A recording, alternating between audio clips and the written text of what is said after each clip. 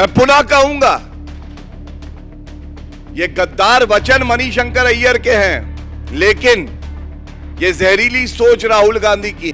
It is an issue where India has a legitimate claim over every inch of land, and Manishankar Aiyar comes out and gives a clean chit to China.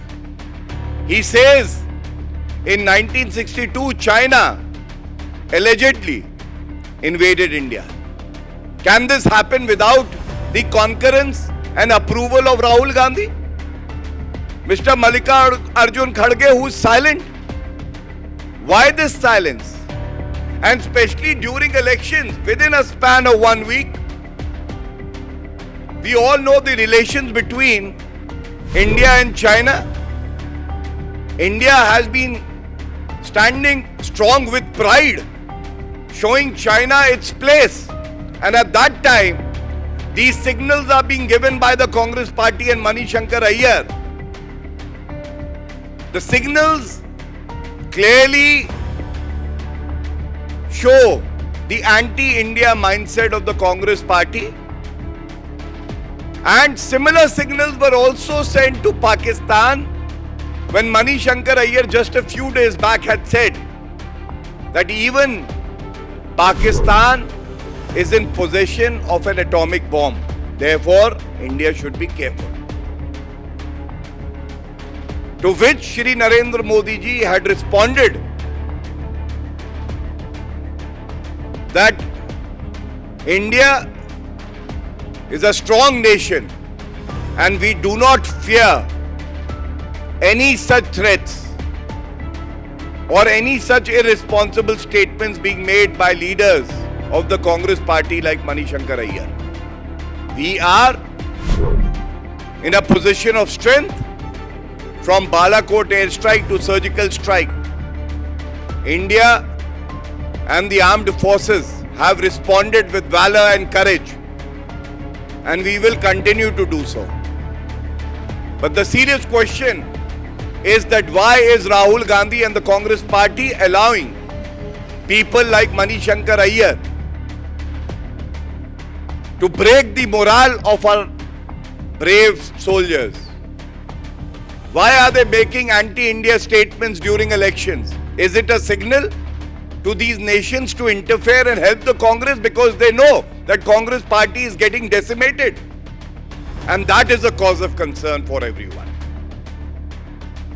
And in the end, I would like to say, during elections, people have been asking about the MOU that was signed between the Congress party and the party in China, a party-to-party agreement, and no disclosure has been made by the Congress party even after 16 years. This is again a cause of concern. Shankar Aiyar कह रहे हैं, in 1962 China allegedly invaded India.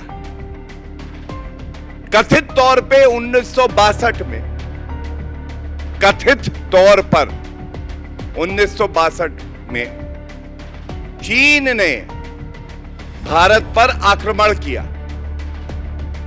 यह कोई साधारण बयान नहीं है. भारत चीन युद्ध हुआ. इस युद्ध में करीब 1400 हमारे जो सैनिक थे उन्होंने शहादत दी. आखिरी सांस तक जंग लड़ी तिरंगे के लिए. यह कथित आक्रमण था. कथित. क्या यह अपमान नहीं है हमारी वीर सेना का? सवाल मणिशंकर अय्यर के ये गद्दार वचन हैं, लेकिन ये जहरीली सोच कहीं और से नहीं आती है. ये वही राहुल गांधी है जो डोकलाम के समय हक्का नूडल्स खाता था चीनी दूतावास के साथ. के समय हक्का नूडल्स खाता था चीनी दूतावास के साथ. मैं पुनः कहूंगा,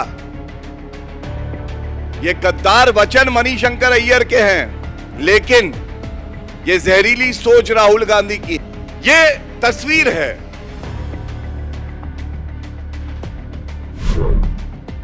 देश के प्रधानमंत्री को आप गाली देते हैं राहुल गांधी। ये जो एमओयू हुआ पार्टी टू पार्टी 2008 में, आज तक इस करार के संबंध में जो जानकारी जनता जानना चाहती है वो सार्वजनिक नहीं करी गई। ये करार जो हुआ, इसी में राहुल गांधी ने स्वीकारा कि मैं भारत से गद्दारी कर सकता हूं, लेकिन चीन के खिलाफ एक शब्द नहीं बोलूंगा, चीन की निंदा मैं नहीं करूंगा। एक तरफ नरेंद्र मोदी जी ने दिखा दिया कि भारत ऐसी ताकत है जो चीन को भी झुका देगी। हमारी वीर सेना ने ठोक दिया चीनी सेना को, अगर बुरी नजर हमारे देश की तरफ देखी। क्या यह सत्य नहीं है? राहुल गांधी के ही गद्दार वचन। उन्होंने कहा भारत की सेना चीनी सेना से पिट गई है,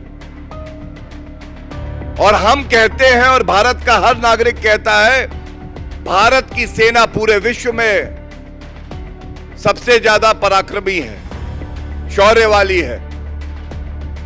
ना भारतीय सेना कभी पिटी थी, ना पिटेगी और ना पिटी है। यह बात राहुल गांधी जान लें।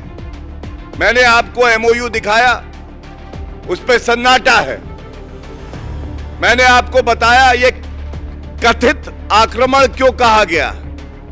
इस पे राहुल गांधी और खड़गे जी कुछ नहीं बोलेंगे, बल्कि भारत की सेना का मनोबल तोड़ने का काम अगर कोई कर रहा है तो वो कांग्रेस पार्टी कर रही है।